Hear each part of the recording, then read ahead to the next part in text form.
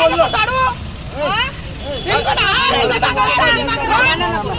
मग ते कसे बोलू ना बोलता दुसरीकडे जाऊ जाऊ मानानं काय तर मार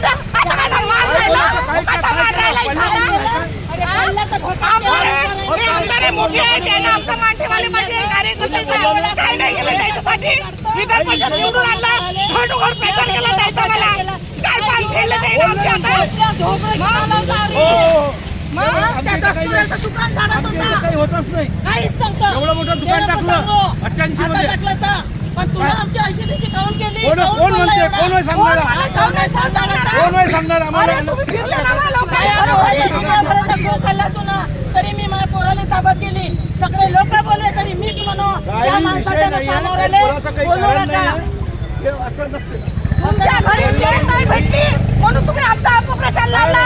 तुमच्या घरी अध्यक्षाची तिकीट भेटली साऱ्या सीटा निवडून आणल्या तुम्ही तुमची गाण जायली तुम्ही तिकीट नाही भेटल्या बरोबर बोला ना आम्ही त्यासोबत बोलतात तिकीट मागायला गेलो मुंबईला तुम्ही आमची बदनामी लावली. कोण म्हणते असं? कोण म्हणते कोणी काही लावून कोण म्हणणार नाही तुम्ही सगळं म्हणणारे लोक आहे पाशी खोटा बोलत सारा गाव खोटा बोलणार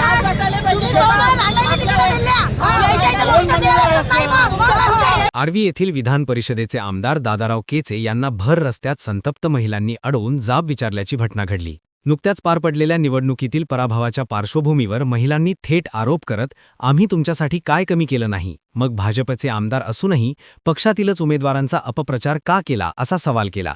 संतप्त महिला उमेदवारांनी दादाराव केचे यांना घेराव घालत जर पक्षातीलच उमेदवारांचा अपप्रचार करायचाच होता तर गळ्यातील भाजपचा दुपट्टा काढून प्रचार का केला नाही असा थेट प्रश्न उपस्थित केला. या घटनेमुळे परिसरात मोठ्या प्रमाणात गर्दी जमली. परिस्थिती नियंत्रणात आणण्यासाठी पोलिसांना पाचारण करावे लागले. आर्वीचे ठाणेदार सतीश डेहनकर यांनी घटनास्थळी दाखल होत संतप्त महिलांची समजूत काढली आणि दादाराव केचे यांना सुरक्षितपणे घरी रवाना केले.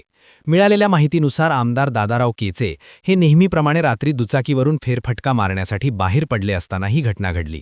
काही संतप्त व आक्रोशित महिलांनी त्यांना अडवून निवडणुकीतील पराभवाबाबत जाब विचारला आणि पक्षातीलच उमेदवाराविरोधात अपप्रचार केल्याचा आरोप केला.